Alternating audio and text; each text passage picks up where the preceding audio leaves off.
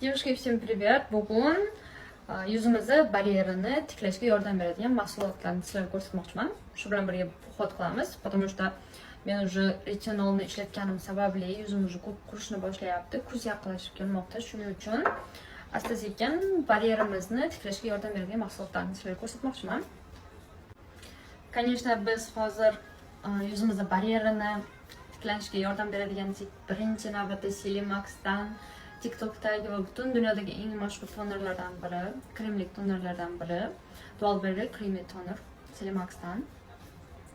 Bu juda ham yaxshi terimizni baryerini tiklashga yordam beradi va randalarni ham tiklashga yordam beradigan produkt. Bu ta'sirchan va quruq yuzlarga. Ikkinchi navbatda bizda serum Numbuzindan. Bu yerda men Koreyanni nimaga kosmetikasini yaxshi ko'rishimning sababi, вот уже men buni tugatganman. Bu pantenollik serum yuzimizni tinchlantirishga yordam beradigan serum va buni ichida zapaskasi bor.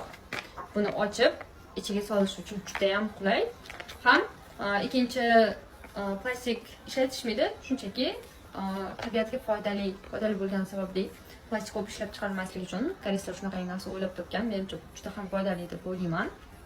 Bu pantenollik yuzimizni tinchlantiradigan serum.